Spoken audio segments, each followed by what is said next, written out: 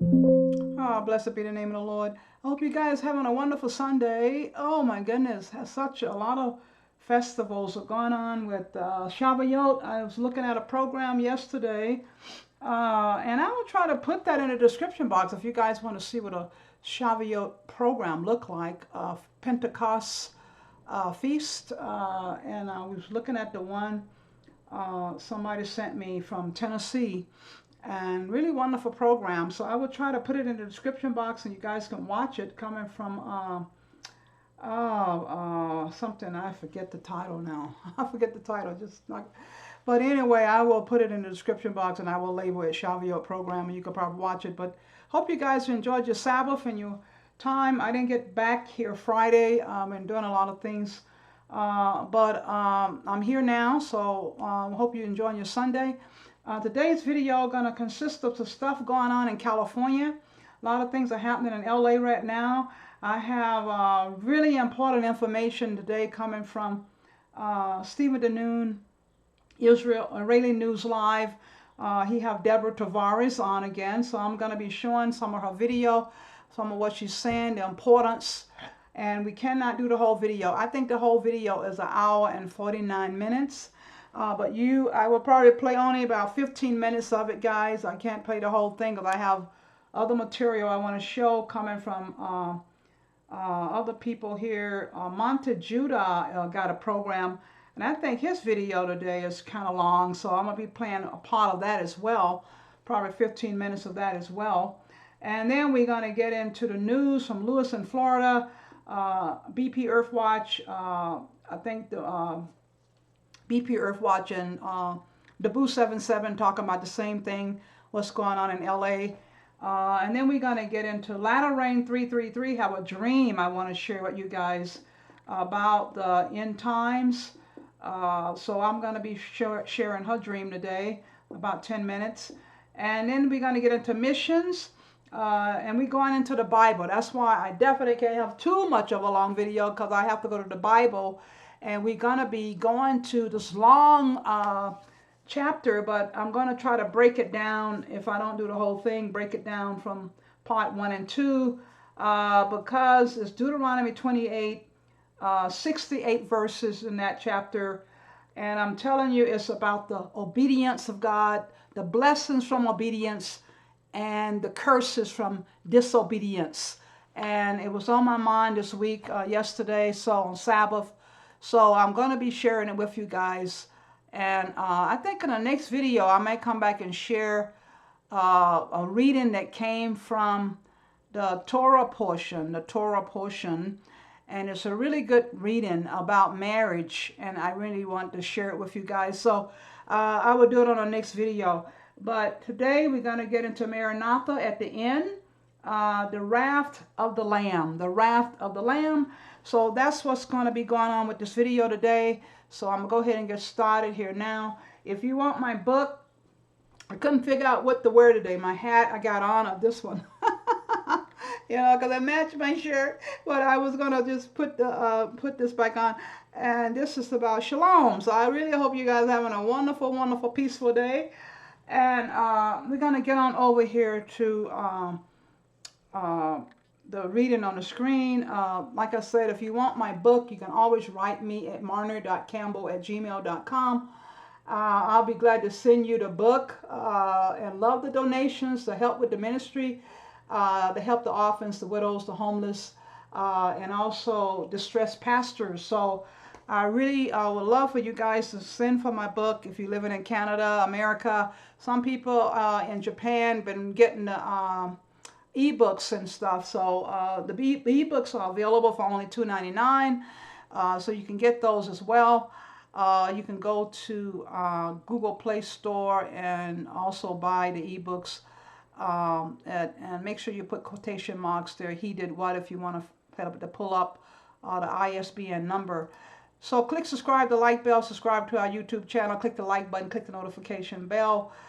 Fair use notices in front of you, Title 17, disclaimer, and the FBI notice. So I'm going to go on over here now and get into this wonderful song here coming from, wonderful song coming from Mia again. I think here, I love this song for what's going on now with the season, and it's such a wonderful, sweet song. Holy unto you, as a lot of people have been having really a lot of miracles been occurring in some places over the Shavuot-Pentecost season. You know, get your blessing, talk to the Lord, talk to him, talk to him, talk to him. Work on your differences and your relationships with family or marriages or whatever sins in your life, you know, and really give it to the Father right now, because we really are in some serious times. And when you get to hear Deborah Tavares, you know we are in some serious, serious times. Let's go ahead here and play this wonderful song here now. Let me go ahead and mute it out. Okay.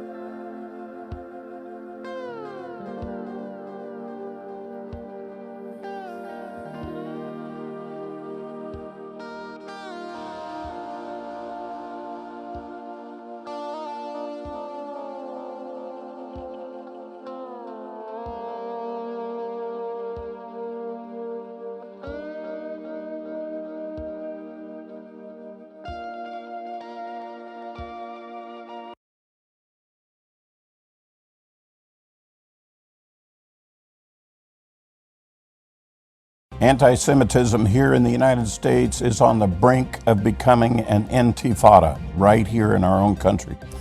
IDF operations are intensifying in Gaza. The Iran is refusing to comply with the U.S. negotiations and the best deal that Trump can put forward. Israel is carrying out counterstrikes on the Houthi rebels, and the Ukrainian drones carry out a massive attack on Russian strategic bomber fleet. Messianic World Update begins now.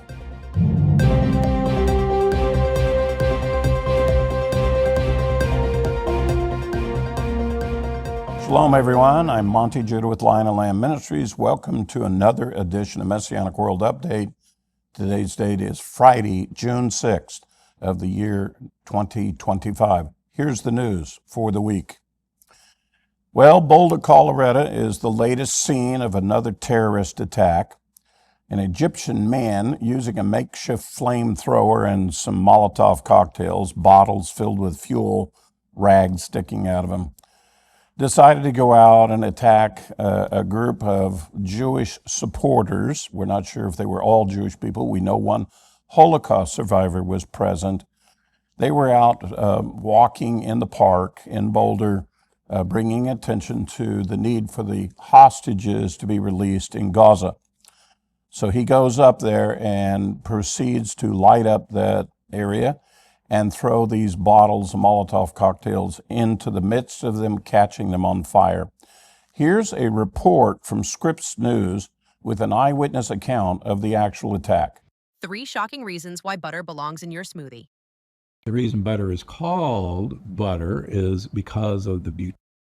I was eating lunch about 100 yards from the actual courthouse. I didn't hear anything immediately, but when someone ran over and let us know what was going on, I quickly got there and immediately saw just smoke filling the courtyard and people just kind of lying around the ground, around the fountain, on the sidewalks, on the grass. There was the attacker that was pacing kind of erratically back and forth, shouting things at the victims as well as towards our direction. Things like "F you Zionists," "We'll kill you," or "I'll kill you all." I have a direct quote somewhere, but along those lines.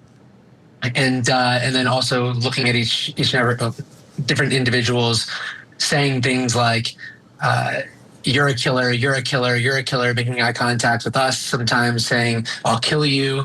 And there's another guy yelling and trying to empathize with them to talk them down and de-escalate the situation.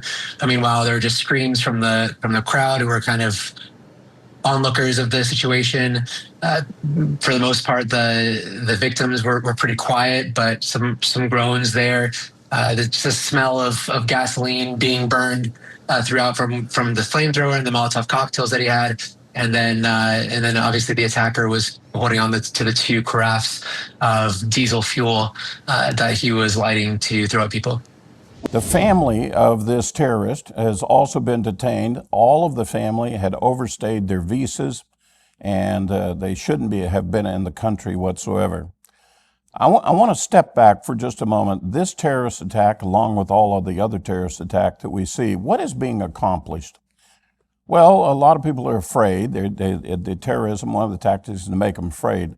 But does it really accomplish something? Does it change the hearts and minds of people? Does it change government policy? And the answer is no, it doesn't. It is not going to change Israel being Israel. It's not going to change the dynamics of what's going on in the world. All it is an expression of hatred. And it's ridiculous because it accomplishes nothing other than just hurting a lot of innocent people. This last week, we had graduation ceremonies at several universities, and there were protests, and there were even commencement speakers making speeches against Israel, against our involvement with Israel, and against Israel. Ridiculous. You know, here are kids graduating from college, and we're inspiring them to go out and hate Israel. That's a commencement speech. It's ridiculous.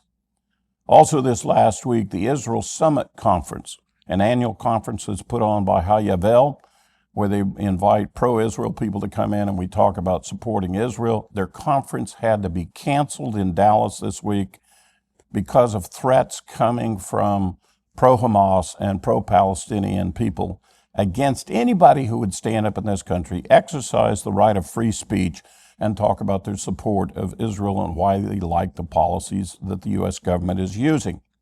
Here's Josh Waller of Hayavel sharing about the announcement of the cancellation of their conference. What I'm about to tell you sounds unbelievable, and I never thought these words would come from my mouth. But the American jihadist groups have taken hold in America in such a way that has caused and threatened the Israel summit that we were to hold in Dallas. The Israel summit has been canceled due to the immense security needs that were needed to secure a relatively small gathering of Christians and Jews to support Israel in Texas, of all places. Ladies and gentlemen, it's time to recognize what we face. The radicals of Islam and the radical jihadist Americans that are posing a threat to the freedom that used to be in Dallas, Texas. We should all take note of the age we live in, and if we really believe in the freedoms and the values of which America was founded, we must do something about it. All of these anti-Semitic acts are moving into a new category. Before long, you're going to have this general uprising, which is called an intifada, and we've seen that in Israel before, where Arafat came back one time and called for an uprising, and all it did was cause more hate, discontent, and a lot of innocent people got hurt. And again, like terrorism, it accomplished nothing. And this business seems to be spreading, and even within the majority of the Democrats here in the United States, especially within the Congress, they seem to have turned against Israel. For what purpose and what goal are they thinking they're going to establish? They think there's maybe a humanitarian cause. Oh, we're going to help the Palestinian people. The Palestinian people have never been helped a single time by the Palestinian leaders that are Islamic terrorists. In fact, they're killing their own people right now. And this is a case of a principle about leadership, and that is that leaders build an atmosphere for others to operate in.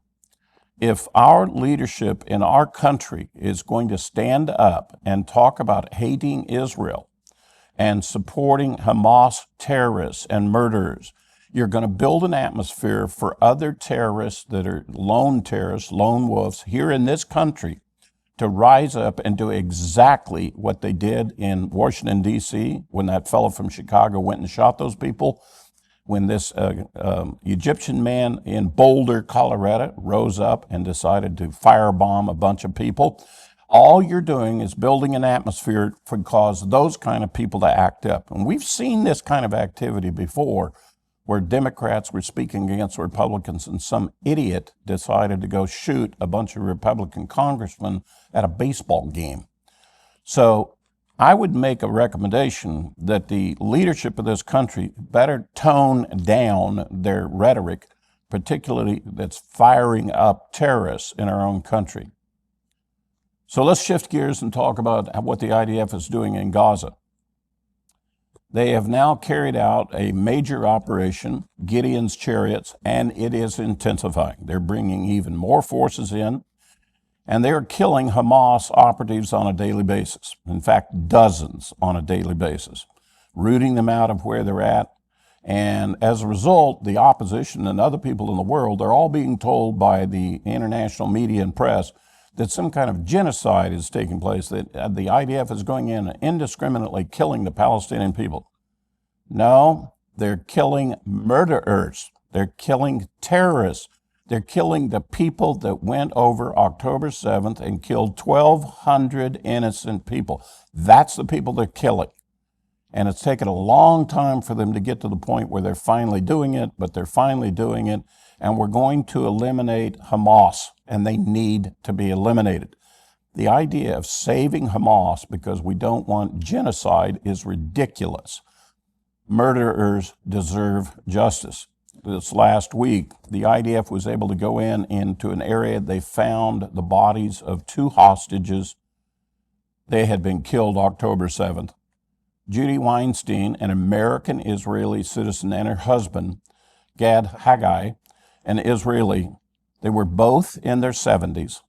And on October 7th, this married couple indiscriminately murdered, and then their bodies hauled into Gaza to be kept until they were found this week.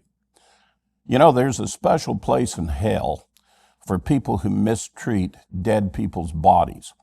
And I think that Hamas is earning a lot of reservations to that place right now. And this is just the first of what is going to be many of the remaining dead hostages that will be coming home soon. By the way, Israel has now found enough Palestinians that are in dissent with Hamas. In fact, they've discovered a Palestinian militia group. It's actually a gang that is defending themselves against Hamas, and they've made an agreement with them that they'll work with the IDF in certain areas. So we're now using Palestinian militia members to also work with the IDF to uproot where the Hamas is at. Part of the effort that they've done this last week is Israel found a 100-mile-long tunnel. They put explosive charges at multiple locations. They blew up the entire 100-mile tunnel in one moment and killed a whole bunch of Hamas terrorists that were down in there as well with it.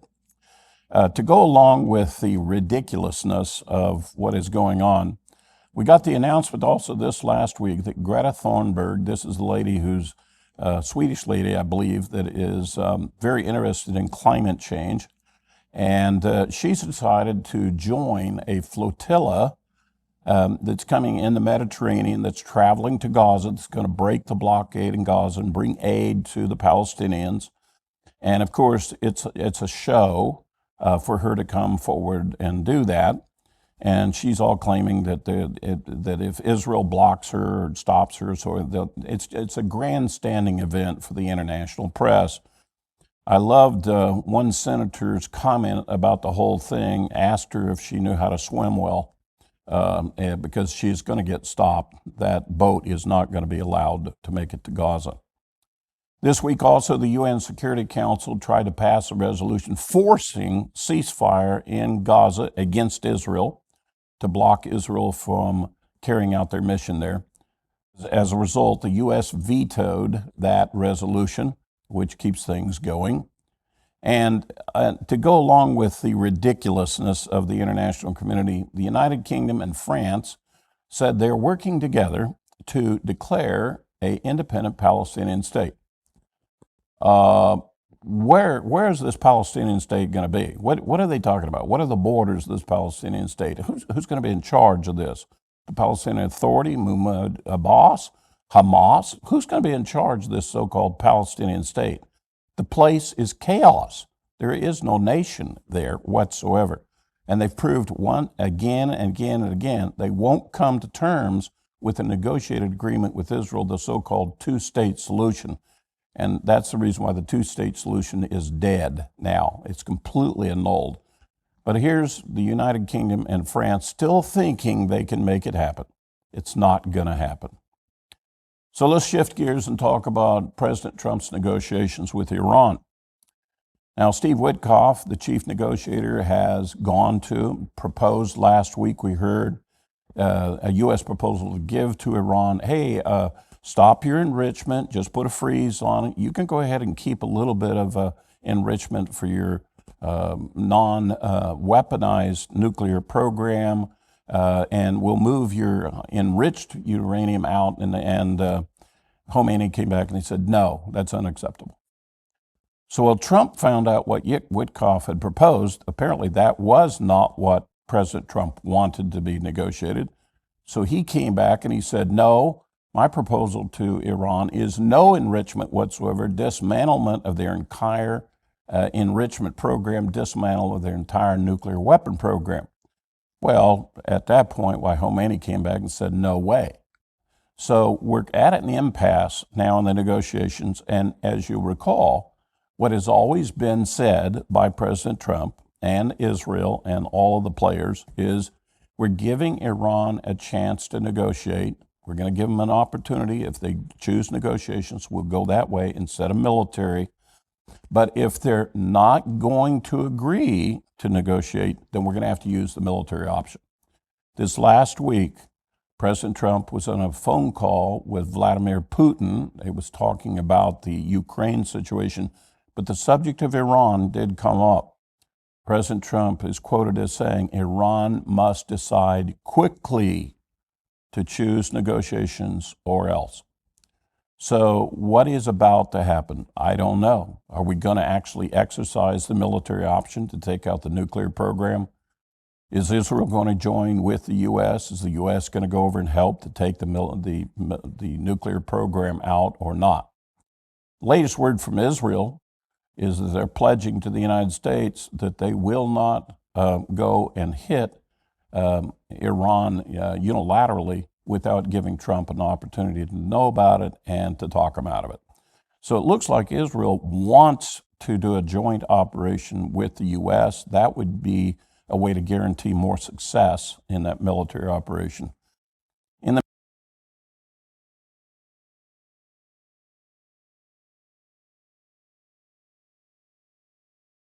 25.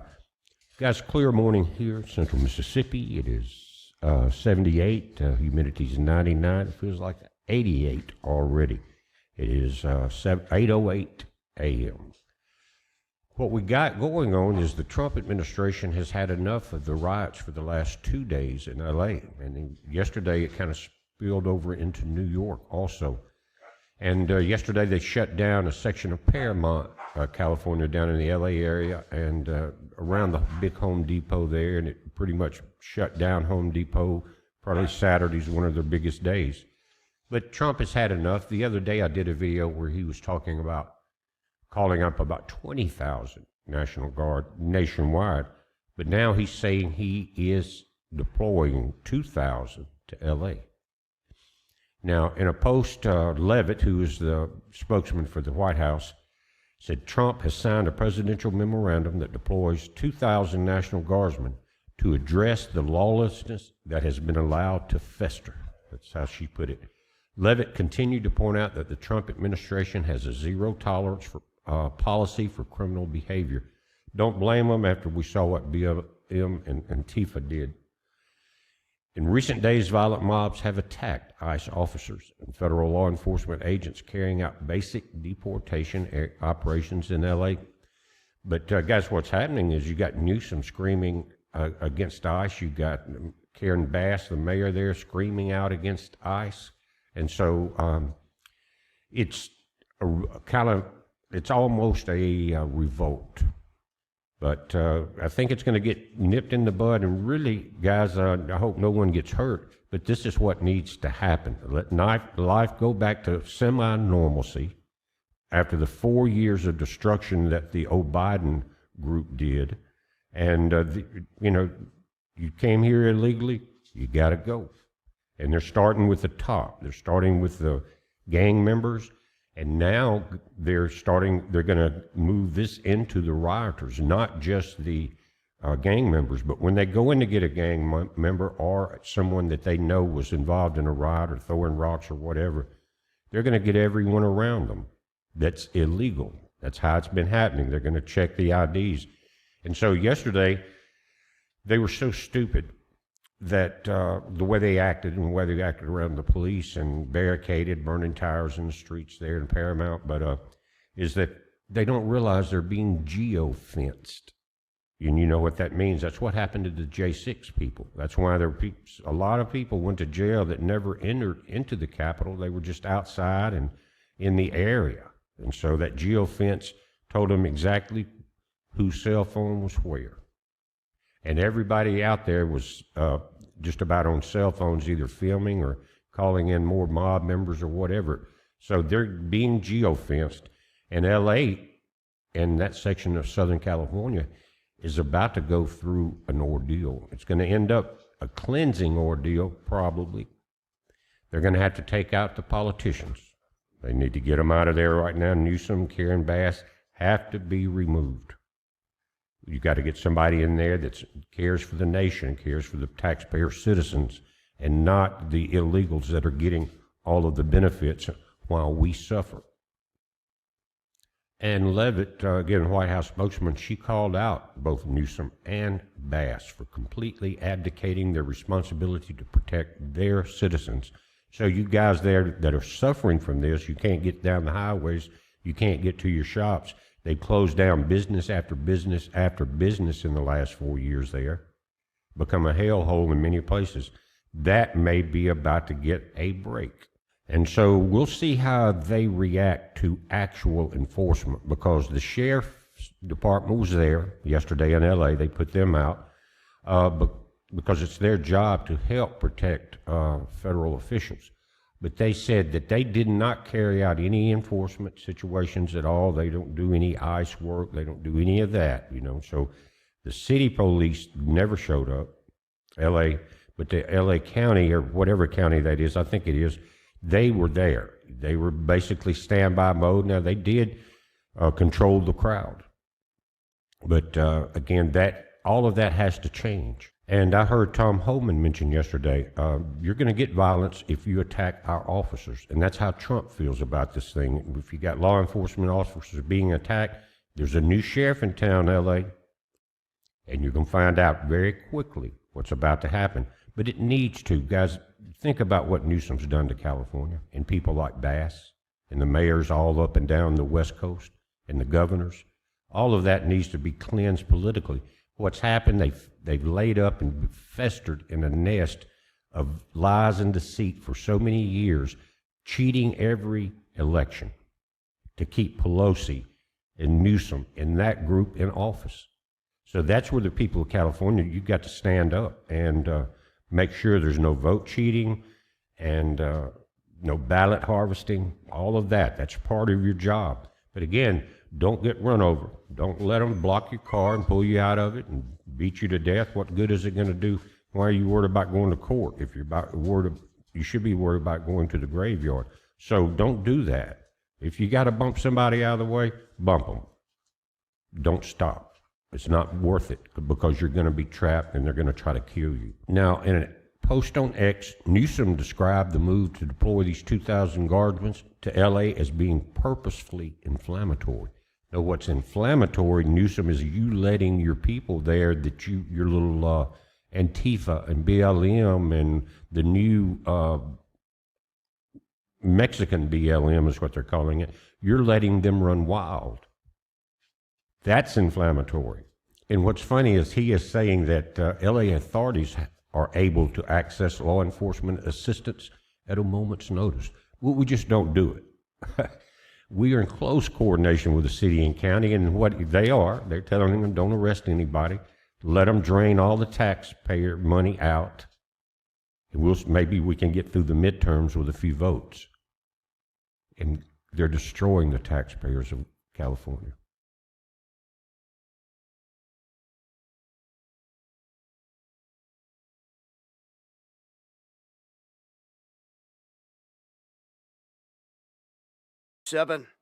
We have riots erupting in an LA ICE facility as this Mexican BLM clone has unleashed a color revolution operation in the area, hoping to spark a kind of summer of love that took place during 2020 when BLM was burning everything down.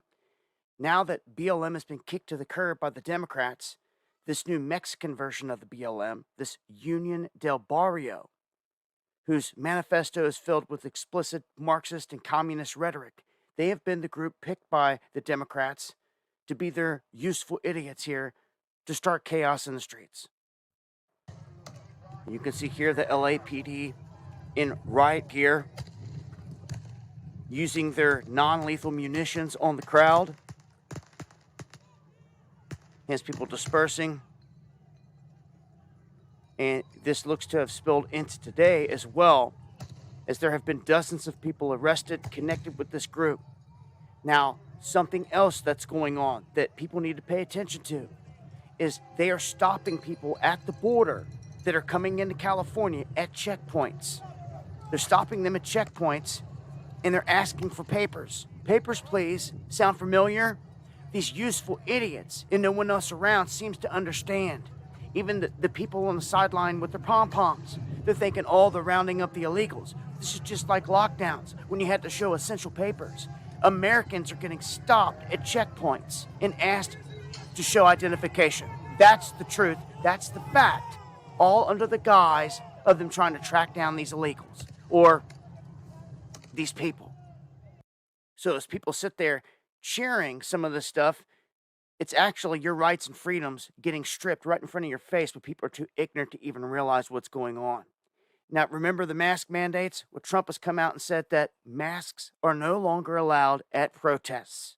So this is the new thing that they've pushed into motion, and people just got to be smarter and see that a lot of these things at play are designed to strip us all in all of our freedoms and everything else. Join me on the live streams going live Monday, Wednesday, and Friday, 9 p.m. Eastern, talking about this and a whole lot more in greater detail.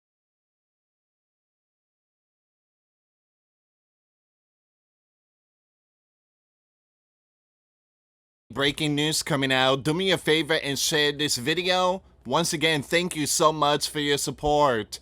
The U.S. believes the bear response to UKR drone strike not over yet. Expect multi-pronged strike.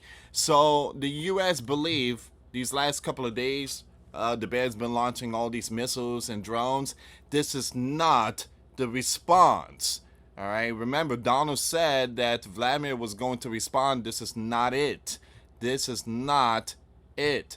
And we talked about this a few days ago. I warned that this is just a typical operation that's been, happening since 2022. This is nothing new here. This can't be the response. All right, so once again, the U.S. warns that Vladimir payback is still loading. All right, and yeah, we're gonna see what's going on here, guys. So the U.S. says that Friday's missile strike on Kiev wasn't the main event. It was not the main event. Just a bear warming up before things get way uglier. All right, guys, before I start, let's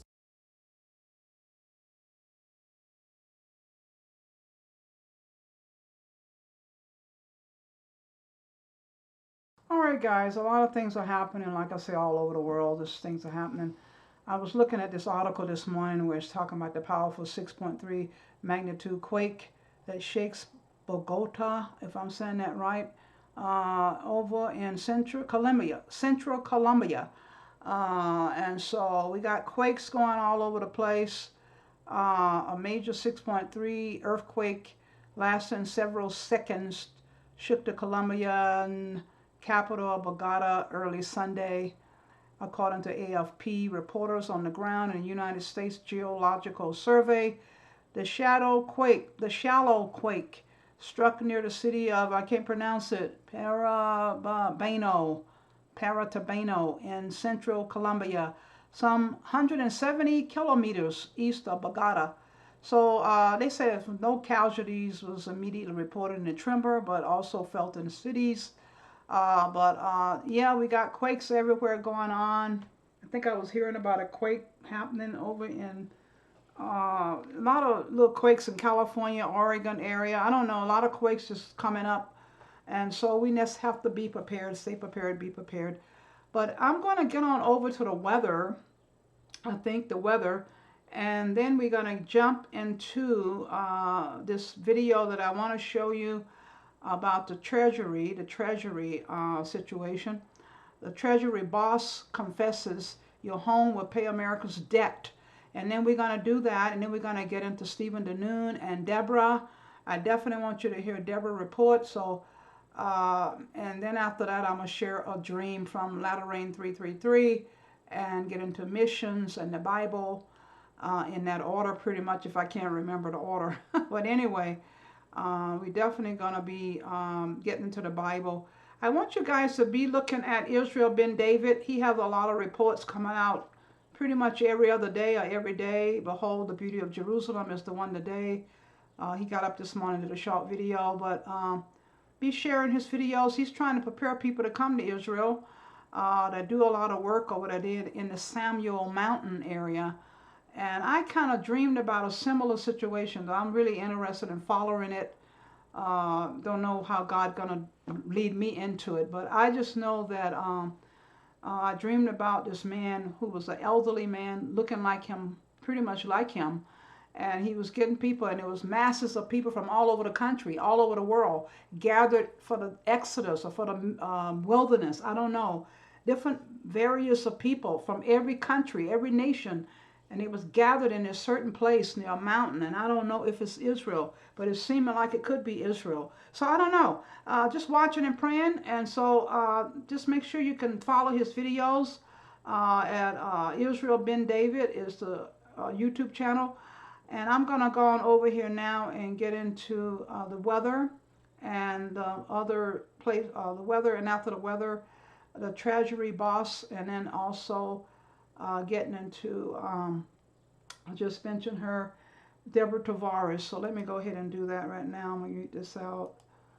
Okay. Happy Sunday, everybody. Mark again here at Weatherman Plus. Now, these storms are getting worse, getting even stronger. Our tornado threat has ramped up even more. Plus, we're still expecting anywhere from 80 to 100 miles per hour winds coming for the South Central for today. And what's going on in our tropics as well. We do have Barbara that has been named, and it is still going west, northwest. Even these other invests are going west, northwest. What we need to pay attention to is not this wave right here. This wave right here is what we have that little brown invest for. I think it's 92E or 91E that is going on right now in the Pacific. What we got to watch out for is this tropical wave right here. This is showing this has a chance maybe to move in between the dust plumes and move to the west. This is what GFS is still seeing a hurricane, even this morning, showing a major hurricane still going towards Texas. Plus, we have very dangerous heat for today, and we have bad air quality. Plus, I am giving away that NOAA radio for today. So make sure you subscribe and follow along for updates. Now, right now, our air quality is unhealthy for sensitive groups in all of this orange sections that you see. And right here for the Dakotas, northern Minnesota is just unhealthy for everyone in general. Now, for our forecast for today, it is going to remain unhealthy for sensitive groups in all this orange for eastern Dakotas, northern Iowa, all through Minnesota and northwestern Wisconsin. Also over here for the interior northeast going towards New England. Now, we still have this big heat bubble that is moving across. Matter of fact, it's going to last for the next 2 weeks, showing that we will be above average for the next 2 weeks all the way through June, everyone. And our precipitation, you can see, is going to be above average over here for the northwest, going through the upper Midwest, all through Ohio Valley and Tennessee, Kentucky,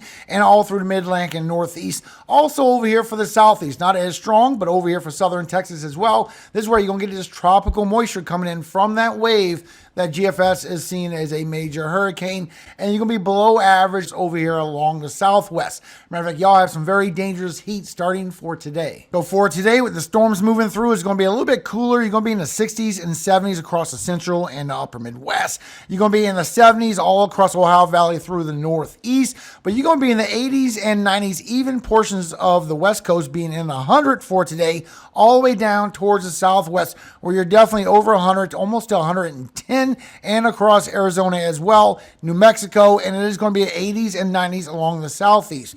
But over here for Texas and northern Mexico, you're going to be over 100 degrees. Now with the dew points, because you have all that humidity coming in, you're going to feel like you're over 100 to over 105 degrees for today. And this is stretching into Louisiana as well and right along the Gulf Coast. Now for tonight, you're going to cool down really nicely. It's going to be in the 40s and the higher elevations of the Rocky Mountains. It's going to go down towards the 50s, towards the central, the upper Midwest, across the Great Lakes as well, and through the Northeast. This is as cold as it gets, everyone. It's not an Arctic blast. It's just a nice summer cool front coming through. And you can see this for yourself as we go through tomorrow. The heat comes right back again, bringing those hundreds along the West Coast again. Now it's going into Nevada as well, bringing it all the way towards 110 or more possibility coming through for the Southwest, while you get 90s and 100s still across Texas through the South and across the Southeast, 80s and 90s. And once again, with the humidity, it's going to feel like over 100 degrees for Southern Texas going through Louisiana and Mississippi as well. Now, yesterday was a pretty huge event, everyone. We did get a tornado report in Kentucky, but for the most part, we had over 370 wind reports and wind damage reports. And believe it or not, it has dramatically gotten a lot better. We still have a lot without power right now. Georgia at 60,000, Alabama right below 60,000, South Carolina over 37,000, Texas almost 10,000, Tennessee over 7,000. I'll refresh it, see if it got any better. It didn't get any better for Georgia and Alabama. It has gone up a little bit. Matter of fact, it has gone up a little bit for everyone. Altogether, we're still sitting over 250,000 homes without power. Yesterday, Alabama had over 120,000 just by itself. And that was all due to the winds coming across for yesterday, and we have stronger winds for today. And you see they did add that moderate section. I put this on my community tab yesterday. So they did add it for those winds, just like I told you in yesterday's video. And we have our tornado threat. We have grown into 5% over here for the south. Also over here towards the mid-Atlantic for Virginia, going towards Maryland, a little bit of North Carolina. So here's your cities and states at risk for a potential tornado for today. You also have the hail threat for today, even significant severe still, 2 inches in diameter or greater in this black section. And in this 30%, you can expect 5 inches possibility, the size of DVDs falling out of the air, everybody. So here's your cities and states at risk for potential hail threat for today. And your wind threat, which is what you have your moderate section for. You even have a 45% area for very strong winds. This is for 80 to 100 miles per hour winds, everybody. So please pay attention to your wind threat and your hail threat for sure for today. Here's your cities and states at risk for the damaging winds for today. And you can see this with National Weather Service. A severe weather outbreak is possible across the southern plains today. A few tornadoes, destructive wind gusts of 80 to 100 miles per hour, and giant hail up to 5 inches in diameter are likely. Strong gusts and perhaps a couple of tornadoes are also possible along portions of the East Coast. Now you can see this from the latest HRRR run, and we do have storms moving through from Minnesota going towards northern Wisconsin and the UP of Michigan as well as you go through for today all the way through the early afternoon. Let's bring a little bit of damage and winds with it. Plus these storms that's coming across for the south, all the way across towards the Carolinas. That's why you're still getting some power outages from these winds for this morning. By the time you go through the afternoon, this is where you get a lot of discrete cells moving through over here for Virginia, going towards Maryland, towards Delmarva. You need to be aware of. Could get a quick spin up on these discrete cells, while this forms very strong this afternoon in the south central. All the way from Texas, Oklahoma, into Kansas, and it really grows as you go through the later evening. Around 7 or 8 o'clock, this is where it really forms the chances for very large hail, damage and winds. Then it turns into a straight line damage and wind event as you go overnight. This is at midnight, still seeing damage and winds coming across for the DFW, and you get some thunderstorms coming across from Missouri, Illinois, and Indiana. Nothing severe about those. Then as you go through for tomorrow, you see how it keeps going towards Louisiana, towards Arkansas, and still going towards Mississippi and Alabama for tomorrow.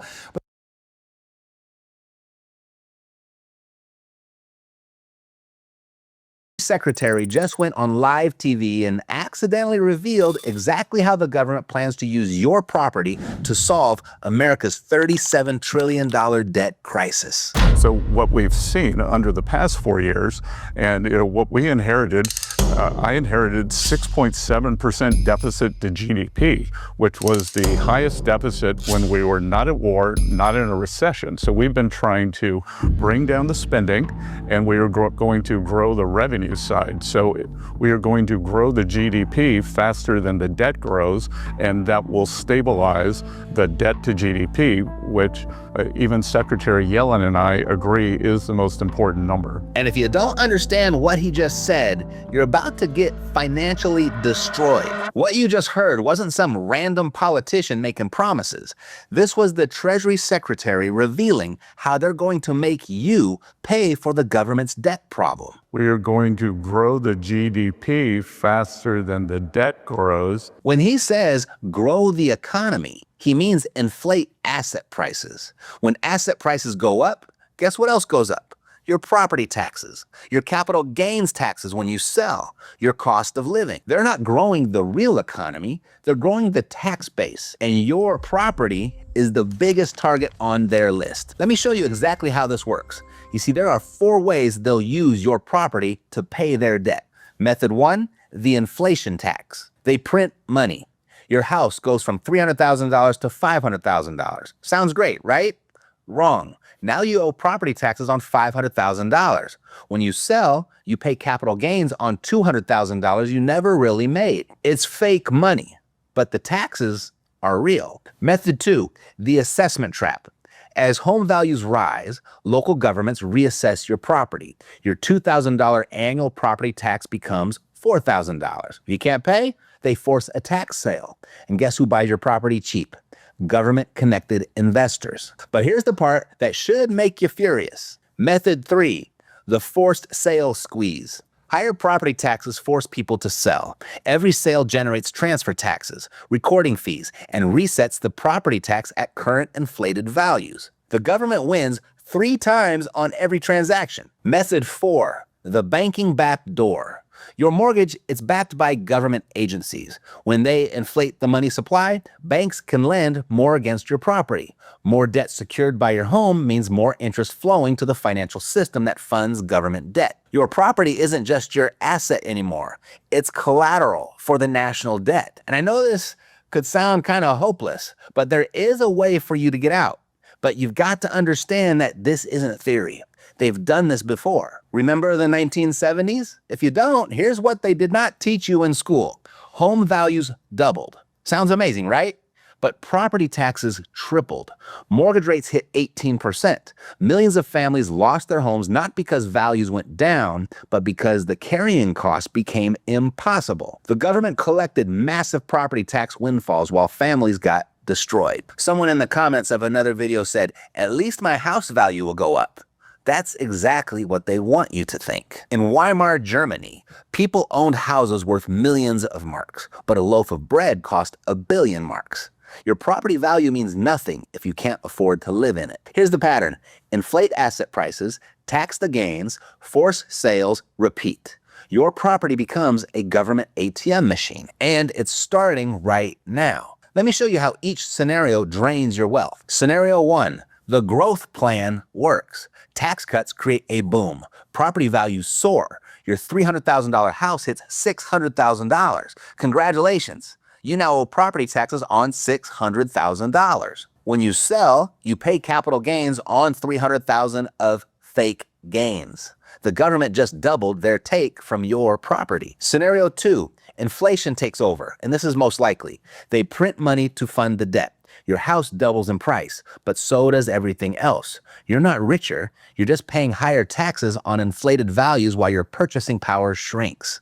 Scenario 2 is already happening, and here's the proof that nobody's talking about. Average property tax bills have increased 30% in the last 3 years, not because of new services, because of inflated assessments. They're already using your property to pay their bills. Now, scenario 3, economic crisis. Values crash, but property taxes stay high based on old assessments. You're underwater on your mortgage, but still paying taxes like it's worth peak value. If you can't pay, tax sale. Government wins again. So here's how to protect yourself from becoming their ATM machine. And I know you're thinking, hey, there's nothing I can do here. That's what they want you to believe, but here's the truth. Strategy 1, the assessment challenge. Fight every property tax increase. Most people never challenge assessments. Those who do win 60% of the time. Make them prove your property's worth what they claim. Strategy 2, the homestead advantage. Max out every homestead exemption in your state. Some states cap property tax increases on primary residences. Use every protection available. Strategy 3, the real estate investor flip. If you can't beat them, join them. Buy rental properties with fixed-rate mortgages. Let inflation make your debt cheap while tenants pay the inflated property taxes. In the comments yesterday, I read, the system is rigged against regular people. You're absolutely right. But here's how to rig it back in your favor. Don't just own your home. Own income-producing real estate. Make the inflation tax work for you instead of against you. They can't cut spending, they won't default, and they can't stop printing money. So they're going to use your property wealth to make the debt look smaller. And you can do the same thing with income property. Smaller scale, but same game. And it's the only way to win in this system. The Treasury Secretary just revealed their playbook. Now I'm going to show you mine. It's the same strategy used by the wealthiest people that I know when governments try to steal their wealth. It's called the exploit and escape strategy. How to win while they drain everyone else. Step 1, hedge with gold and Bitcoin. Remember what I said about Weimar Germany? People who held paper money got destroyed. People who held real assets survive. You don't put all your eggs in one basket. You hedge. Gold represents 5,000 years of stability when governments collapse. Bitcoin, the anti-dollar that can't be printed into oblivion. So allocate 5 to 10% of your portfolio across physical gold, cold stored Bitcoin, and maybe some gold-backed ETFs. Here's the key. Gold doesn't go up. The dollar goes down. And they just told you the dollar is going down. Step 2, flip your thinking about debt. Most people fear debt. The wealthy use it as a weapon against inflation. Bad debt buys liabilities. Good debt buys cash flow. When they inflate away the debt using your property taxes, you can inflate away your debt using the same strategy. Get long-term, fixed, low-interest debt to control assets that pay you monthly. Step 3, secure cheap debt while you still can. Remember those 3 scenarios that I showed you? In all of them, credit gets tighter and more expensive. But right now, you can still get access via seller financing, subject to deals, wraparound mortgages, 0% business credit cards. Check it out at loopholelending.com. It's not for buying property, but maneuvering to buy property. Lock in credit before the system locks you out. Because when this debt crisis hits, banks won't be lending to regular people anymore. Step 4, buy income-producing real estate. Here's where you flip their game against them. They want to use your property to pay their debt. Fine. You use rental properties to pay yours. Real estate gives you rising rents, inflation protection, leverage, control big assets with small money, and tax breaks, legal wealth protection. Look for small multifamily properties, single-family homes, and landlord-friendly markets. Creative financing deals. That's how you pull it off. If it cash flows now, just wait until you refinance later, or watch your debt disappear completely during their collapse. Step 5, inflate your way to wealth. Here's the real cheat code they don't want you to know. Inflation makes your debt cheaper and your assets more valuable.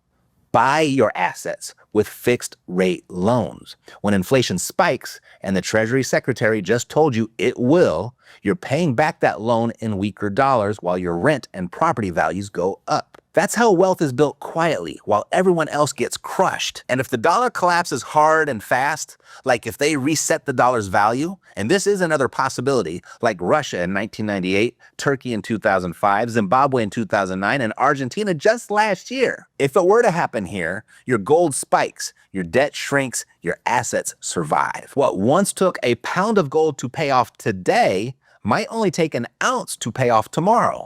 That's the exploit and escape strategy. The Treasury Secretary just told you exactly how they plan to use your property to pay their debt. So the only question here is, will you be transferring your wealth to them, or will they be transferring wealth to you? There's no third option.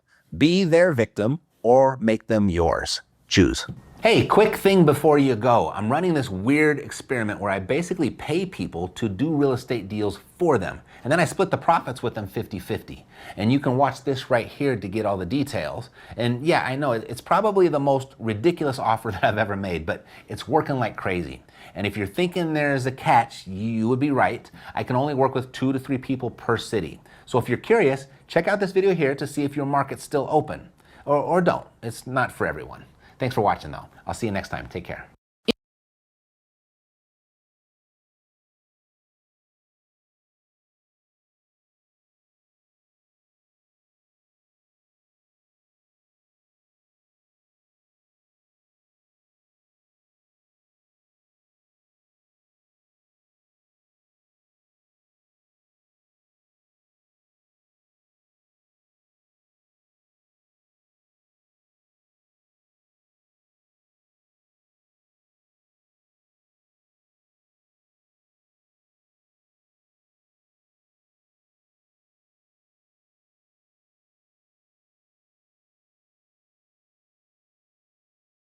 Sorry guys, I gotta look for Stephen the Noon. I thought it was up there, but sometimes things just disappear. So hold on till I find it.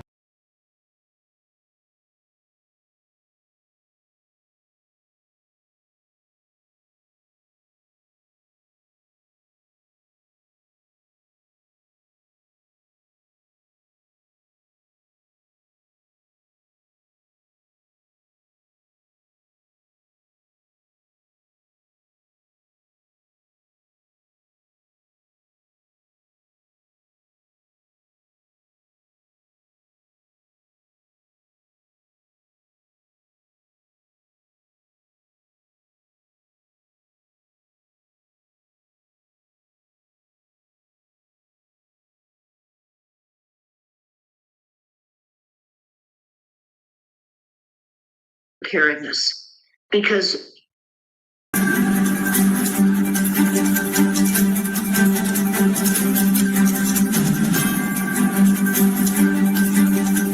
Good afternoon, friends. Stephen Benoon here with Israeli News Live, joined with our very special guest, Deborah Tavares with StopTheCrime.net. Today is June the 7th, 2025, and Deborah is going to be sharing a very serious matter, something that you really need to be taking to heart, pay close attention to, and I think you'll find that it goes along with a lot of things we've been discussing here in the past week. Deborah, welcome to the broadcast, to this disclosure that we're sharing with people today. Thank you, Steve, so much. We're going to be discussing three different topics tonight. We're going to be spending the majority of the discussion on the document entitled The National Blueprint for Biodefense. And it says immediate action needed to defend against biological threats. And this is a report from the Bipartisan Commission on Biodefense of April of 2024. So if you would share that cover, if you have that. It is there. It is there. People know how they get to this document. Yes, if you go to Deborah's website, stopthecrime.net, enter the website, and as soon as you do, on the top right-hand corner, you'll have a search tab.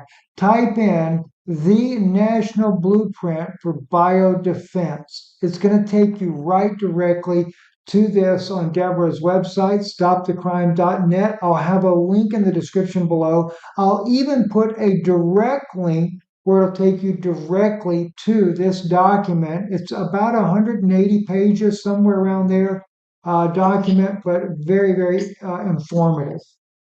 Yeah, it's a very important document. Everyone needs to know the preparation in advance of the bioweapon attack that we're all going to face. And they're announcing that this is going to occur on the 4th of July of 2025. And there are 170 pages in this document.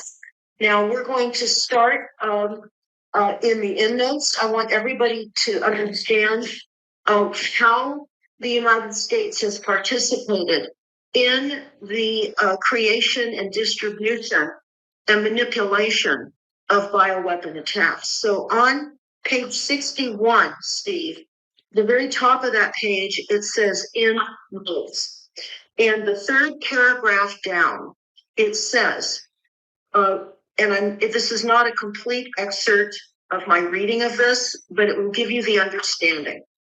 From 1973, remember that, from 1943, to 1969, the United States learned how to weaponize, distribute, combine, manipulate, and counteract many biological agents.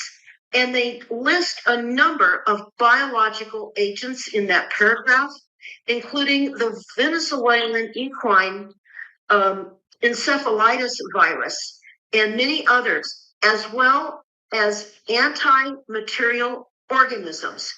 Then you drop down another paragraph, and it talks about germs and biological warfare and America's secret wars. And you can learn more about that on page 150 of this document. Now, Steve, I know that we talk about the they that does these things to us, but I think it's very, very important to first look at the second page of this document. So from the title page, the National Blueprint for Biodefense, if you click onto, and they're not numbered, but it will give you the names of the commissioners involved in the attack on us, using these weapons on us, because we're seeing bioweapons being used in the air, the water, the soil, and all manners of poisons and toxins on all of us in the United States and worldwide. So you can look at some of the names of the commissioners and understand these people were still involved. And then it goes under acknowledgments, and you can read the various agencies that are involved. And that's scary in itself, Deborah. Some names are very common to people, like Tom Daschle, Frederick Upton, Susan Brooks. You know, these are congressmen, senators, etc., that are involved in this, and that's terrifying to think that our elected officials would be involved in such horrendous actions. Yes, and you'll see on page 2 who signed this. We're talking about Joseph Lieberman and Thomas Ridge. Now, I'm going to get into this pre-planned scenario. This is a pre-planned event, and they've already designated the number of deaths that will result from this attack.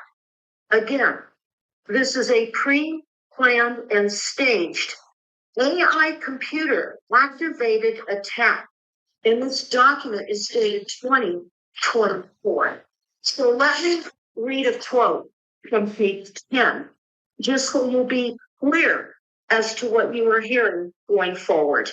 This is from page 10. Quote, "These are not just words on pages. This is a call for immediate action. And I will tell you, in this document, we have been told about the future and what will happen, because this will be orchestrated. Just like the NASA document that I presented so many years ago, that I entitled the NASA War Document, The Future is Now. You'll find many of these same biological weapons and vectors specified in that document as well. So let's get into this, Steve, because we have little time, and I think what we're going to need to consider doing is several disclosures on this document, because I can't cover everything. And after I go through this document, we're going to pull up the animal depopulation instruction and programs to kill off all the.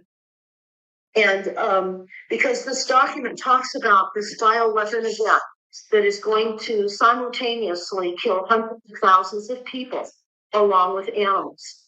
So they're creating a story ahead of the attack.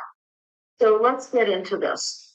The chair of a congressional joint inquiry provided context for this report you're hearing me talk about by portraying a biological attack sufficient to cause the catastrophic consequences warned of by the Bipartisan Commission on Biodefense.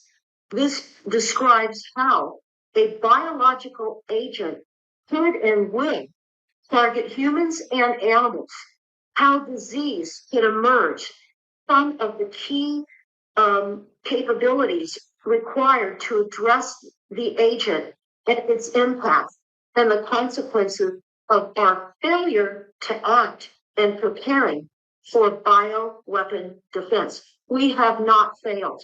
Our country is allowing us to be attacked. We are being flown over every day, all day, and in many places, multiple times through the night with overhead aerosol death dumps, aka chemtrails or geoengineering. It is dropping neck on us.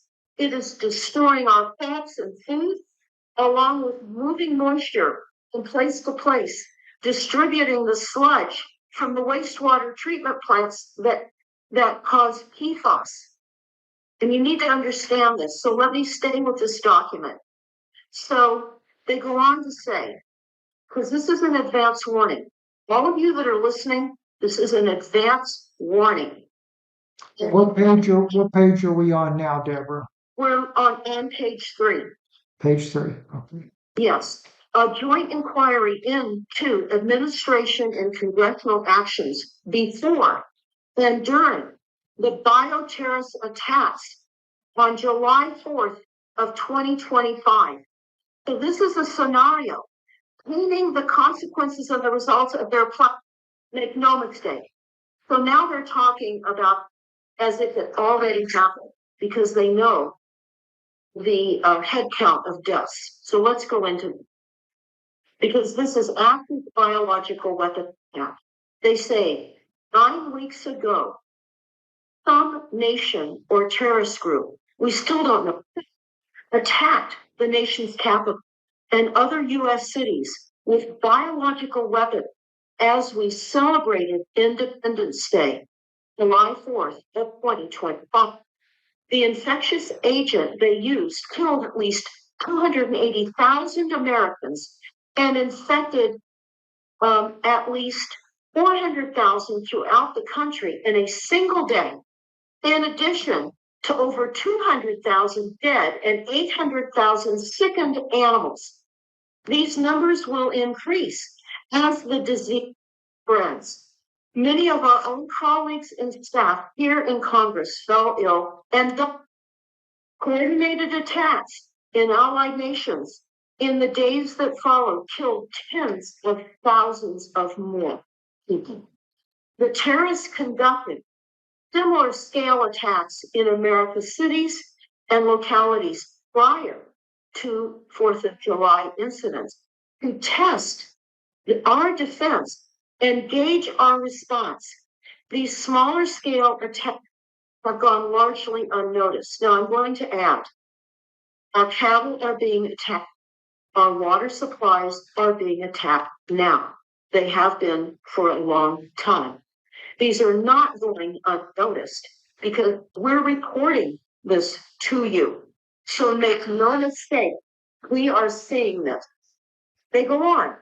The laboratory tests confirmed that Nipah virus caused the disease, but we still don't know what methods, what adversaries used to infect humans and spread the disease among livestock in rural communities.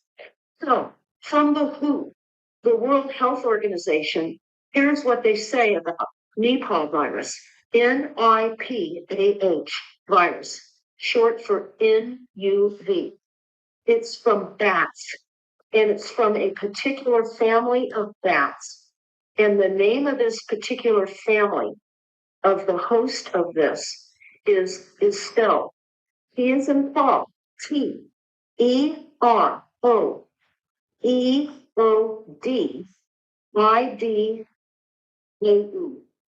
So you can just type in Nipah virus in the WHO, and it will tell you this information. And it is going to be the natural host, they say. This is all bioweaponized. We're being told there is no treatment and no vaccine. In other words, this will go off, kill millions, and they will implement SHALOM here as a lockdown in all of our cities.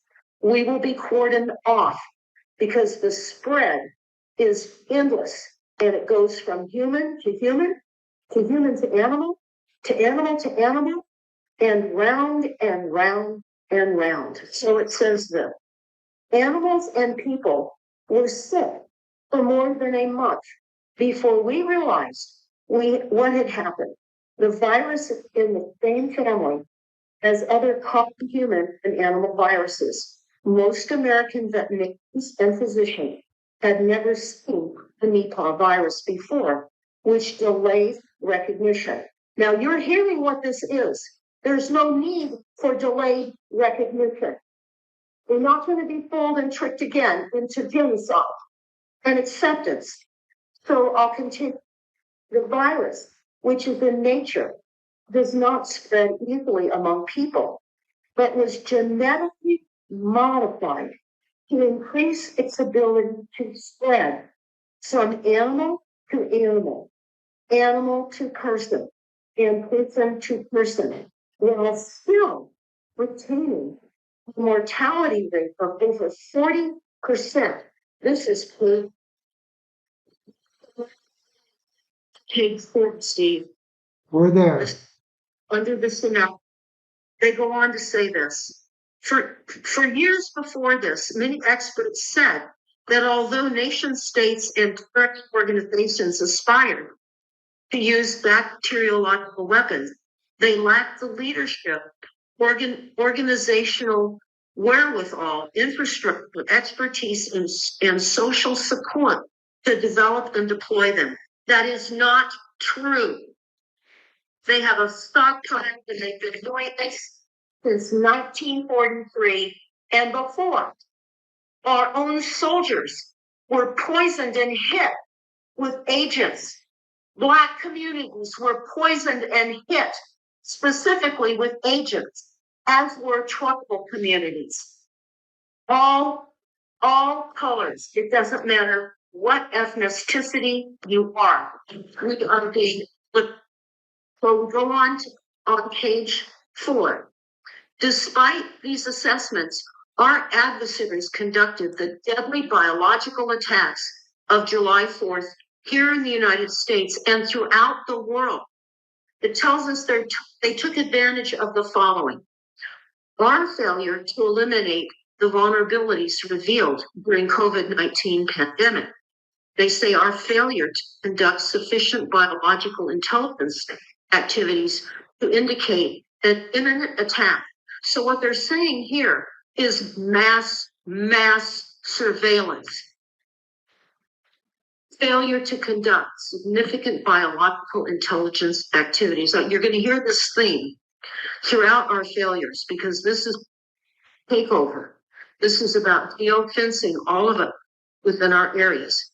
You will hear how even in-built buildings, offices, and inside airplanes are going to be deadly. So it goes on.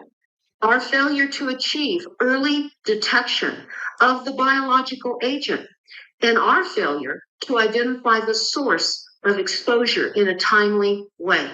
These are excuses. This is not true. They know what they're doing and they're doing it. Our failure to rapidly identify and recognize its occurrence in livestock. Our livestock has been being pummeled. Our livestock are sick. So are the deer. So are many animals. And we'll discuss this in the deep as the animal document that I'll discuss briefly. Our failure to rapidly identify the disease in people and our failure to consistently fund public health and healthcare preparedness. That is a money laundering scheme when they say they're funding public health care preparedness, because they're not. We're being left wide open, just like with the power grid.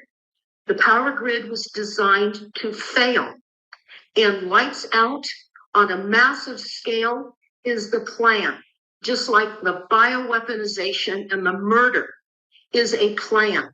They go on, our failure to stockpile sufficient medical countermeasures and our failure to communicate effectively within the government to our allies and most importantly, to the American people. Now you are being told it's your job to pass this information along. Get this document to everyone you know. Okay, guys, I can't play the whole thing. It's 100. It's a hour and 49-minute video. A lot of material, a lot of information. As she's saying, get it out to people all over to warn them about it. You know, a lot of people not going to do much about it, but at least you have a warning. It's like when Yeshua warned us in the Bible about end times prophecies and all the things coming. And I'm going to be getting into the latter rain 333 Elizabeth dream here in a bit. But we can be warned, but it don't mean we can go along with the program. But you know, we are warning you. We are preparing you. We are sharing information that you need to know. So that's what my channel is about, sharing information you need to know and also preparing your hearts for Jesus Christ, because anything can happen at any time, anywhere, any place, any day, any hour. We don't know the day or the hour when he's going to appear in the skies with all his holy angels. But we ought to keep our souls ready, our minds ready, our bodies ready, you know, keep ourselves together, guys, as to say, because we don't know we're in the end at the end. A lot of people don't want to hear it. A lot of people don't want to prepare. A lot of people want to come criticize and you know, and drink and get high and do whatever they want to do. But we are warning you. We are warning you that the days are ending. We are in the end, at the end. So we're going to go on over here now. And I'm going to get into Latter Rain's dream. So let me go ahead and do that because time is really running out. And get your Bibles ready to go to Deuteronomy 28. Okay, Deuteronomy 28. If you want to follow us there. So let me go ahead and mute out again.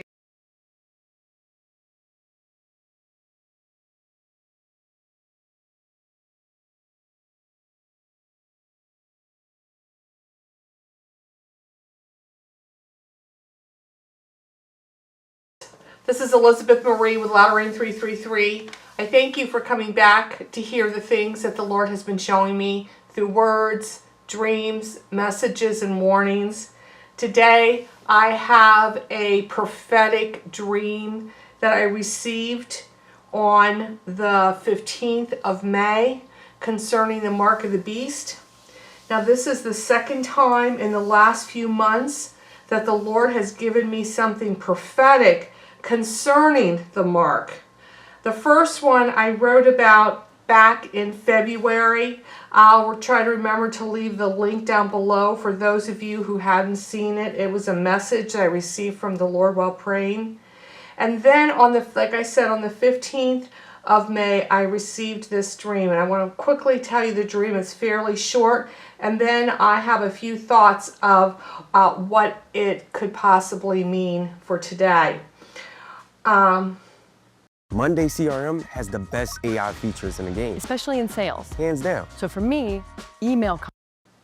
In this dream, I was observing, I was outside, and it was like I was a spectator. I was observing a very large outdoor event. I knew that this event had been very advertised and broadcasted for many weeks before. Therefore, there was a large crowd. This event was for the unveiling of a new product that was being introduced all over the world.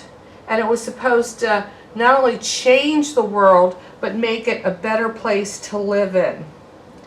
At first, I could sense that everyone around me was so excited, waiting in anticipation to see what this surprise was.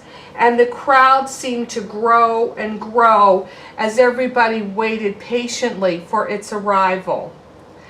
Then this anticipated so-called product was revealed up front. It was actually a tattoo that went on people's forehead. They demonstrated it on a person to show everyone what happens. And I saw it being placed on this person's head very carefully. It was pretty small.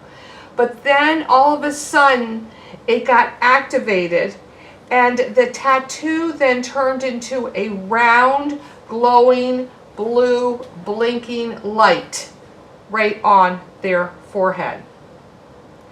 I also heard that what they were talking about, there was a new narrative that came with this mark that they started talking about. And they said that once a person receives it, it would bring them supernatural powers. Now, once this new product was unveiled, there seemed to be a quiet murmuring among some of the people. I was allowed to see some of the people not very happy with this. They seemed skeptical, but they were too scared to leave or to voice their concerns, so they kept their mouths shut. I then saw people starting to stand in line to receive this mark. But even those who were skeptical about it still stood in line and decided to comply outwardly. But I got a sense that they felt that once they got the tattoo, they were not going to activate it, so they felt that they were safe. Now that was the end of this dream. Now let me give you my interpretation of it. It's very self-explanatory for the most part. But when the mark of the beast comes, it will come with a lot of fanfare. It's going to be a big to-do, according to this dream at least. And people will be lining up to get it, much like when people go to some tech store when you're going to purchase your latest new tech phone or game consoles or latest video games for those who are gamers.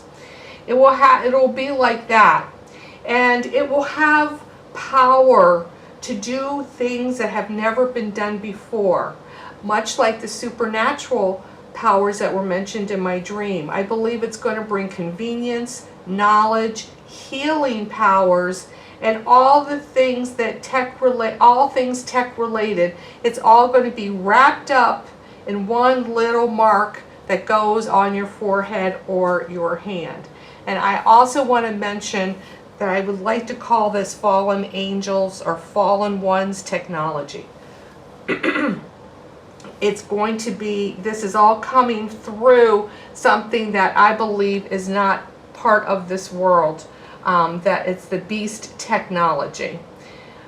I'm not going to read the scriptures concerning all of this. I'll have them in my blog. Please go and check it out after I finish telling you more of the interpretation. You can read about what I'm talking about, Mark 13:22, Revelation 13:13. Now I believe that this blue blinking light, why was it a tattoo and then it turned into a blue blinking light? Well, I believe that this blue blinking light stands for some kind of electronic computer waves. You know, we actually see that when we see pictures of electronic waves, they're usually blue. And I believe that this will go through a person's body. Now, many people who take the mark will obviously be deceived. And it actually says that many lukewarm Christians will be seduced into complying for it. And you can read about that in Mark 13:22. Now, this great delusion that is going to sweep the earth like wildfire, and it's because people will long to have the answers to the complex problems that they are facing. So they're going to listen to the lies. They're going to believe that the miracles of the beast actually come from God, because this false prophet that actually comes, he is going to come like a lamb, even though he has horns like a goat. So he is going to disguise himself like an angel of light. Many people are going to be deceived thinking this is from God.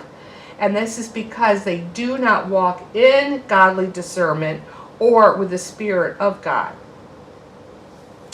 Now, during this time, I believe that there will be a remnant of believers. It actually talks about this in many places in the Bible, that will be there during the mark of the beast, and they will know the truth, and they will refuse the mark. And unfortunately, it talks about that they will be persecuted worldwide. It says that in Revelation 13:7, it says this: he, meaning the Antichrist, was further permitted to wage war on God's holy people, the saints, and to overcome them. And power was given to him, meaning the Antichrist, to extend his authority over every tribe, people, tongue, and nations. So there we see one verse that talks about the remnant church that will be persecuted during this time. Now, the Greek word for mark, for those of you who haven't studied this yet, it actually stands for a stamp. The mark means, in the Greek word, stamp. It also means graven, and graven means something that is carved. And it also means imprinted mark. So all those kind of reference towards some kind of a tattoo type of thing. Now, many people believe that this mark that is coming is only used for buying or selling, like it says in Revelation 13:7. It says, so no one will have power to buy or sell unless he bears this stamp or mark that is the name of the beast or the number of his name. Now, this is true. This is going to what the mark is known for, but it's going to be so much more than that, I believe. It's going to be much more than just a convenient way to do commerce. It's going to also provide many other new innovations, such as medical help, and like even having the computer inside our body. It will bring in a new age, I believe, of cyborgs, excuse me. Cyborgs meaning half human, half machine. The Lord has shown me that many times before about these cyborgs that are going to be coming. Now, once this mark is installed on the body, there is no way to reverse the process. It is a forever deal. Like many in my dream who were deceived in believing that they could get the mark but just not activate it, this is not going to, and that they're going to be okay with the Lord. And that's not true. Once you get this mark, you will have forfeited eternal life with the Lord Jesus, and you will be cut off from him forever. So this is why the Lord gives his warnings. I believe this is why the Lord is giving me, in just a matter of a few months, 2 different things concerning the mark, because I believe that we're getting very, very close to seeing this technology. It's already in place, but we haven't seen it be released yet. And it is going to come with the Antichrist and false prophet. All of this is going to happen soon, I believe. I believe we're seeing the signs of it now. Unfolding. So brothers and sisters, just pray for godly wisdom and godly discernment over you and your loved ones, and go ahead and study this for yourselves and let the Lord give you further understanding and revelation.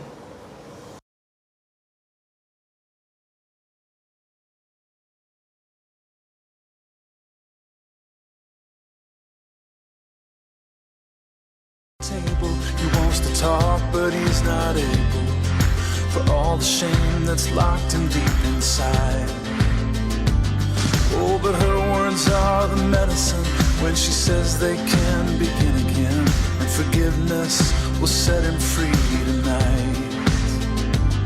As heaven touches her,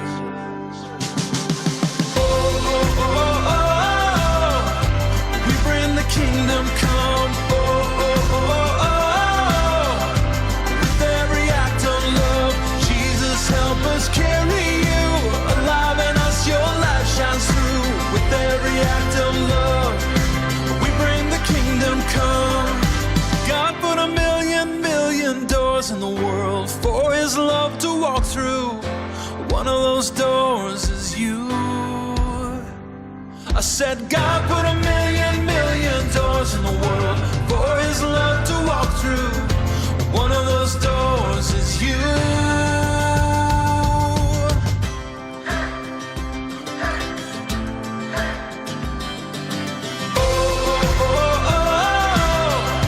We bring the kingdom come. With every act of love, Jesus, help us carry you.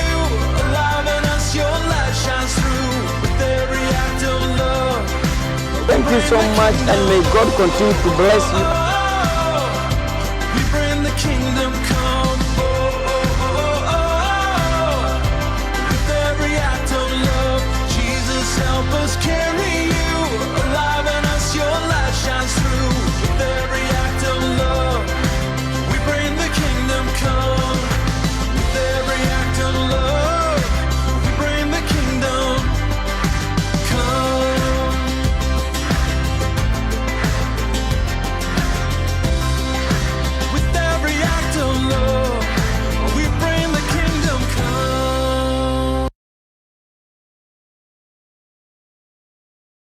Right, hallelujah, hallelujah, hallelujah.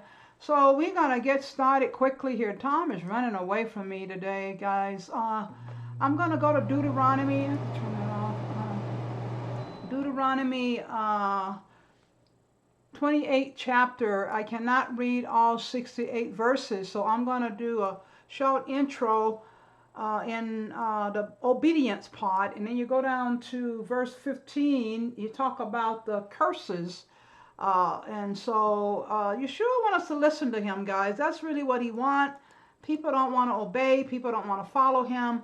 As he said, if you listen carefully to the voice of Yahuwah, your divine one, so as to keep all his commandments that I am commanding you today, Yahuwah, your divine one, will set you high above all the ethnicities of the earth. I have an example for one brother, I tell you, over in one of my missionaries, when he was in the Sun God Church and Romanism and all these churches, and he come over and started keeping the commandments, the seventh-day Sabbath and the feast of the Lord, and God just been blessing him triple, double. I mean, more than all the other missionaries. I have to say that is true. I never seen them so rapidly working with a man in my life so quickly. Was he been keeping God's commandments and sharing them with the other pastors in his area, and the people leaving the Sunday churches and coming to his church, overflowing on Shabbat. You know, it's important. So I'm going to go on over and read let my husband read some of the curses. But he says here, all these blessings will come on you and overtake you. It will overtake you if you listen to and obey the voice of Yahuwah, your divine one. Blessed be you in the city, blessed be you in the field, and blessed will be the fruit of your body, the fruit of your ground, the fruit of your livestock, the increase of your cattle, the young. I think the other day, Godfrey got, somebody gave him a calf, a cow, right? A cow, and the cow produced a calf. So he was telling me he got now more milk for the community and his orphans. So it's true, you know. And then he'll bless you when you come in and bless you when you go out. And I just can't read all of it. But I want you guys to, we're going to be going here for the curses for disobedience. So I'm going to let my husband go ahead and read these to you. You should just go over the whole chapter when you get time. Go read Deuteronomy 28 to 68, okay? And you will be blessed and you will understand, because these things are coming on us right now. Father, be with us as we go to your word right now. Put the Holy Spirit on the people. Let them their eyes open, their ears open, and help them to know we are in the end, at the end, and we are waiting for you, Father. But we need to get ready and be ready, and we ask it in Jesus' name, Yeshua. So go ahead. And from verse 15 on, we'll see how much we get here. We can do it in 10 minutes. Go But ahead. if you do not listen to the voice of Yahweh, your divine one, so as to keep all his commandments and his statutes that I am commanding you today, then all these curses will come on you and overtake you. Cursed will you be in the city, and cursed will you be in the field. Cursed will be your basket and your kneading bowl. Cursed will be the fruit of your body, the fruit of your ground, the increase of your cattle, and the young of your flock. Cursed will you be when you come in, and cursed will you be when you go out. Yahweh will send on you curses, confusion, and rebukes in all that you put your hand to, until you are destroyed, and until you perish quickly, because of your wicked actions by which you have forsaken me. Yahweh will make the plague cling to you, until he destroys you from off the land that you are going in to possess. Yahweh will attack you with infectious diseases, with fever, with inflammation, and with drought and blistering heat, and with scorching winds and mildew. These will pursue you until you perish. Your skies that are over your head will be bronze, and the earth that is under you will be iron. Yahweh will make the rain of your land into powder and dust. From the heavens will it come down on you until you are destroyed. Yahweh will cause you to be struck down before your enemies. You will go out one way against them, but will flee before them 7 ways. You will be tossed to and fro among all the kingdoms of the earth. Your dead body will be food for all the birds of the sky and the beasts of the earth. There will be no one to frighten them away. Yahweh will attack you with the boils of Egypt, and with ulcers, scurvy, and itch from which you cannot be healed. Yahweh will attack you with madness, with blindness, and with mental confusion. Oh, that's happening everywhere we know. All the time. Bipolar, this, that, the other. Go ahead. You will grope about at noonday like the blind grope in the darkness, and you will not prosper in your ways. You will be always oppressed and robbed, and there will be no one to save you. You will become engaged to a woman, but another man will seize her and rape her. You will build a house, but not live in it. You will plant a vineyard, but not enjoy its fruit. Your ox will be slain before your eyes, but you will not eat its meat. Your jack donkey will be forcibly taken away before you and will not be restored to you. Your sheep will be given to your enemies, and you will have no one to aid you. Your sons and your daughters will be given to other people. Your eyes will look for them the entire day, but will fail with longing for them. There will be no strength in your hand. The harvest of your land and of all your labors, an ethnicity that you do not know, will eat it up. You will always be oppressed and crushed, so that you will become insane by what you have to see happen. Yahweh will attack you in the knees and legs with severe boils from which you cannot be cured, from the bottom of your feet to the top of your head. Yahweh will take you and the king whom you will place over yourself to an ethnicity that you have not known, neither you nor your ancestors. There you will worship false deities of wood and stone. You will become a source of horror, a proverb, and a byword among all the people where Yahweh will lead you away. You will take much seed out into the field, but will gather little seed in, for the locust will consume it. You will plant vineyards and cultivate them, but you will not neither drink any of the wine, nor even gather in the grapes, for worms will eat them. You will have olive trees within all your territory, but you will not rub any of the oil on yourself, for your olive trees will drop their fruit. You will have sons and daughters, but they will not remain yours, for they will go into captivity. All your trees and the fruit of your ground, the locust will take them over. The sojourning foreigner who is among you will rise up above you higher and higher. You yourself will come down lower and lower. He will lend to you, but you will not lend to him. He will be the head, and you will be the tail. All these curses will come on you and will pursue and overtake you until you are destroyed. This will happen because you did not listen to the voice of Yahweh your divine one, so as to keep his commandments and his regulations that he commanded you. These curses will be on you as signs and wonders, and on your descendants forever, because you did not worship Yahweh your divine one with joyfulness and gladness of heart when you were in prosperity. Therefore will you serve the enemies that Yahweh will send against you. You will serve them in hunger, in thirst, in nakedness, and in poverty. He will put a yoke of iron on your neck until he destroys you. Yoke of iron. Who talked about that? That was Jeremiah. Yahweh will bring an ethnicity against you from far away, from the ends of the earth, like an eagle flies to its victim, an ethnicity whose language you do not understand, an ethnicity with a fierce face that does not respect the aged and does not show grace to the young. They will eat the young of your livestock and the fruit of your land until you are destroyed. They will leave for you no grain, new wine, or oil, no young of your cattle or of your flock, until they have caused you to perish. They will besiege you in all your city gates, until your high and fortified walls come down everywhere in your land, walls in which you had trusted. They will besiege you within all your city gates, throughout all the land that Yahweh your divine one had given you. You will eat the fruit of your own body, the flesh of your sons and your daughters, whom Yahweh your divine one gave you, in the siege and in the distress which your enemies will put upon you. That's a horrible thing to see. The man who is tender and extremely delicate among you, he will be envious of his brother and his own dear wife, and of whatever children he has left. So he will not give to any of them the flesh of his own children that he is going to eat, because he will have nothing left for himself in the siege and in the distress which your enemy will put upon you within all your city gates. The tender and delicate woman among you, who would not venture to put the bottom of her foot on the ground for delicateness and tenderness, she will be envious of her own dear husband, of her son and of her daughter, and of her own newborn that comes out from between her legs, and of the children whom she will bear. She will eat them in private for lack of anything else, during the siege and in the distress which your enemy will put upon you within your city gates. If you do not keep all the words of this law that are written in this book, so as to honor this glorious and fearful name, Yahweh, your divine one, then Yahweh will make your plagues terrible, and those of your descendants. They will be great plagues of long duration and severe diseases of long duration. He will bring on you again all the diseases of Egypt that you were afraid of. They will cling to you. Also every sickness and plague that is not written in this book of the law, those also Yahweh will bring on you until you are destroyed.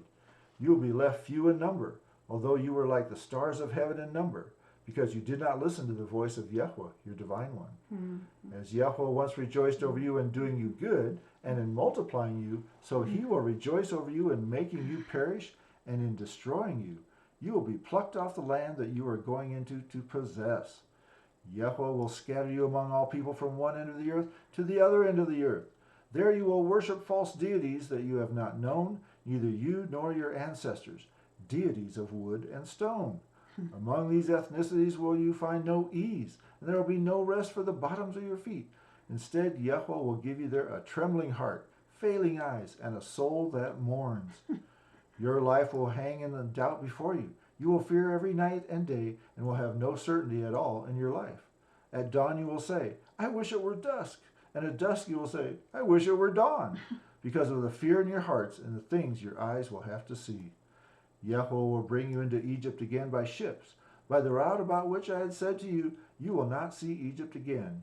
There you will offer yourselves for sale to your enemies as male and female slaves, but no one will purchase you. Oh, guys, we are going back through a lot of these things. You sure don't change. He's the same yesterday, today, and forever. But it's time to really understand, to give your life to Jesus Christ and follow him at these times. Because a lot of things are going to be occurring around us. I'm going to go here quickly to Maranatha and get out of here because time is running. The Wrath of the Lamb, here in October 16. We're going to do that now. The Wrath of the Lamb. Where is that? Nature of the Final Battle is what it shows there. October 16? Oh, I thought, you sure? Hold on a minute. I thought it was something else, but... Oh, yeah, the Wrath of the Lamb. I got it written down wrong. Okay, let me go ahead and do that right now. Okay, hold on.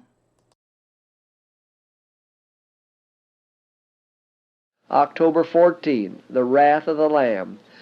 The kings of the earth, and the great men, and the rich men, and the chief captains, and the mighty men, and every bondman, and every free man, hid themselves in the dens and in the rocks of the mountains, and said to the mountains and rocks, Fall on us, and hide us from the face of him that sitteth on the throne, and from the wrath of the Lamb. Revelation 6:15 and 16. The derisive jests have ceased. Lying lips are hushed into silence. The clash of arms, the tumult of battle, with confused noise and garments rolled in blood, is stilled. Isaiah 9:5. Naught now is heard but the voice of prayer and the sound of weeping and lamentation. The cry bursts forth from lips so lately scoffing, The great day of his wrath is come, and who shall be able to stand? The wicked pray to be buried beneath the rocks of the mountains, rather than meet the face of him whom they have despised and rejected. That voice which penetrates the ear of the dead they know. How often have its plaintive, tender tones called them to repentance? How often has it been heard in the touching entreaties of a friend, a brother, a redeemer?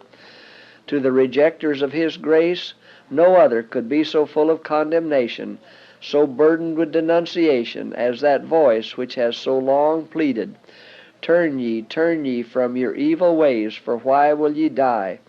Ezekiel 33:11. Oh, that it were to them the voice of a stranger. Says Jesus, I have called, and ye refused.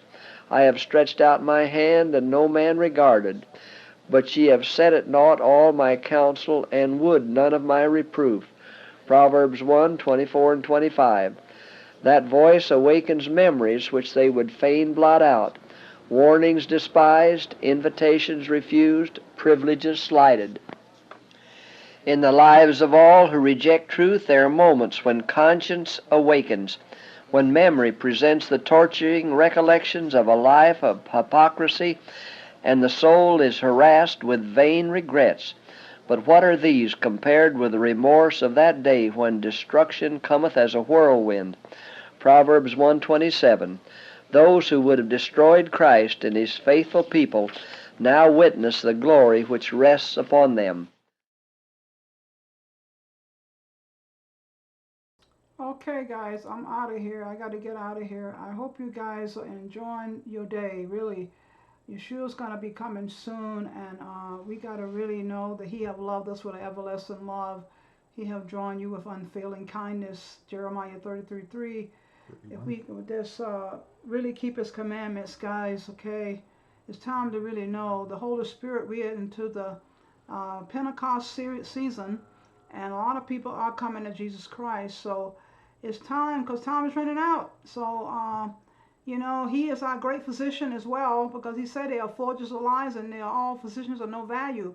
So we got to start trusting in him for everything in our life. When the money go down, when the money go out, are you ready? Are you really ready to receive Yeshua today? You need to receive him today. As the galaxies are going through all kind of changes, we got all kind of things happening. A lot of people are homeless all over the world, all over the land. We need to just be getting ready. So it's time for us to get ready. And I'm going to go ahead and close out. I really hope that you guys enjoy my book when you get it. Go to the ebook and read the ebook for only $2.99. As I talked about in the beginning of the video, these proceeds go to the ministry. And so we really thank you so much. You can buy the ebook from Amazon, Apple, Google, Kobo, Lulu, Barnes & Noble, and all the things listed on the screen there. You can get them. Also, Son of Man Bible, you can go there and get the app, Ian Jean's app. And also over at the other app here, you can go at BibleSupport.com and WordModulars.com. And also King James Version, you can also go to the SOTV, the one modular, I mean, is SOTV KJV. One has the Apocrypha, SOTV KJVA. And also, Fill My Cup Ministries, thank you for all your offerings to help the homeless, the orphans, the widows, distressed pastors, and those in need in mission fields. May Yahuwah richly bless each and every one of you. Thank you for all you do for Feed My Sheep today as well. FMCMI, Alternative Channel, Rumble, BitChute, Facebook, FMCMI, Lincoln, or at those channels. And also other donation options is at that website. And also you can pay us through the PayPal account.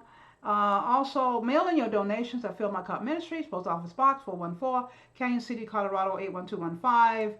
Click subscribe, the like bell, subscribe to our YouTube channel. Click the like button, click the notification bell. Our digital business cards on the screen, our hashtags are on the screen. So we just thank you so much for being here today, guys. We're going to go ahead and close out. Time has really flown by here so quickly.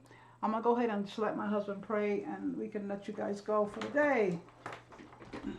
Father, we do thank you for the video. We thank you for everybody gets to view the video. We thank you for all our supporters, our prayer partners, our donors, Father. Great people, and all your workers you got out there, Father. They are blessed, Father. They're bold and courageous, and they have some powerful ministries going, Father. We're trying to reach everybody that's not reached. We know this is the International Day for the Unreached, and we're trying to reach people that have never been reached before, Father. Help us to continue to do that work. Help your people all over the planet reach out, step out, be bold, be courageous, and speak your gospel word in Yeshua's name. Father, we just thank you. Help us all to understand the simple concept. We want your blessing, obey your commandments. Amen. It's so simple, Father. Help us to do it in Yeshua's name. Amen. Amen. Amen. So we're going to go, guys. I see you guys in another video. Share the video. Please share about Deborah Tavares with your families and stuff. I'm going to continue watching it tonight. So it's time for us to get ready, and I'm going to say shalom, shalom. I love you guys so much. Shalom, shalom. I love you guys so much. Bye-bye. All right, bye.